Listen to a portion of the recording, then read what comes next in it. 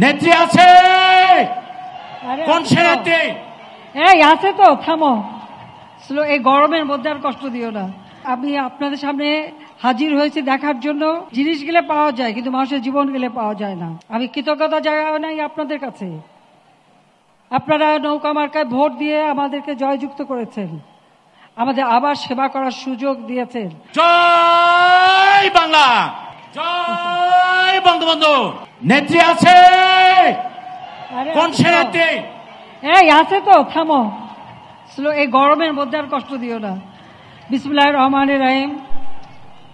উপস্থিত আমার ভাই বোনেরা এবং আমাদের আওয়ামী লীগ সহ সহযোগী সংগঠনের নেতৃবৃন্দ, কর্মী ভাইয়েরা এবং এই দুর্যোগে যারা সহযোগিতা করেছে, মানুষের পাশে দাঁড়িয়েছে, আমাদের নির্বাচিত প্রতিনিধি, অসামরিক, সামরিক প্রশাসনের সকল কর্মকর্তা কর্মচারী, আমাদের যারা জনপ্রতিনিধি, সবাইকেই আমি ধন্যবাদ জানাই যে এই দুর্যোগের সময় মানুষের পাশে সকলে দাঁড়িয়েছেন।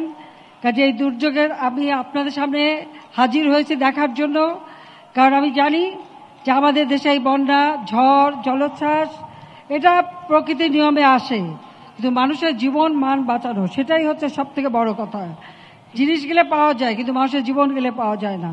তা আজকে আমি আপনাদের কাছে এসেছি, আওয়ামী লীগ সরকার আসার পর বাংলাদেশের মানুষের ভাগ্য পরিবর্তনের কাজ করে যাচ্ছে। আমি কৃতজ্ঞতা জানাই আপনাদের কাছে।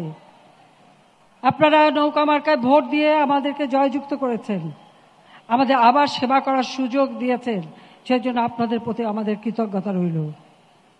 আজকে ধারাবাহিকভাবে গণতন্ত্র আছে বলেই দুর্যোগ দুর্বিপাকে আমরা মানুষের পাশে দাঁড়াতে পারি। ধারাবাহিকভাবে গণতন্ত্র আছে বলেই মানুষের আর্থসামাজিক উন্নতি হয়। দেশের উন্নতি আজকে বলার কিছু নেই, আপনারা নিজেরাই জানেন। আমরা রাস্তাঘাট, পুল, ব্রিজ করে দিয়ে আপনাদের যোগাযোগের ব্যবস্থা, বিদ্যুতের ব্যবস্থা সব করে দিয়েছি।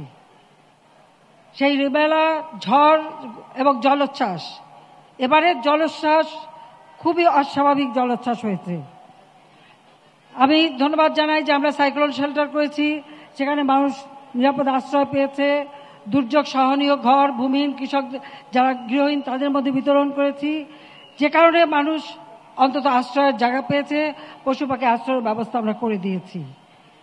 আমরা চাই যে এই দুর্যোগ থেকে আমাদের এই অঞ্চলের মানুষ যেন মুক্তি পায়, কারণ আমরা জানি এই অঞ্চলটা সবসময় দুর্যোগ প্রবণ। ইতিমধ্যেই যে সমস্ত রাস্তাঘাট ভেঙে গেছে সেগুলি মেরামত করার ব্যবস্থা নেওয়া হয়েছে। পাশাপাশি বাঁধ যেগুলি ভেঙে গেছে, বাঁধ নির্মাণের কাজ ইতিমধ্যে আমরা শুরু করে দিয়েছি, যাতে বর্ষার আগেই আমরা এই বাঁধগুলি নির্মাণ করে জলোচ্ছ্বাস বা পানির হাতে মানুষকে বাঁচাতে পারি, সেই ব্যবস্থা আমরা নিয়েছি। তাছাড়া যাদের ঘর বাড়ি ভেঙে গেছে ইতিমধ্যে আমরা খোঁজ নিতে বসেছি। তাছাড়া আমি এরপরেই আবার সকলের সঙ্গে বসবো, প্রশাসনের সঙ্গে বসবো, যাতে করে যেখানে যেখানে যাদের বাড়ি ঘর ভেঙেছে তারা যাতে ঘর বাড়িগুলি আবার মেরামত করতে পারেন, আবার নির্মাণ করতে পারেন, সেই ব্যবস্থাও ইনশাল্লাহ আমি করে দেব। অন্তত এইটুকু ভরসা আপনারা রাখবেন।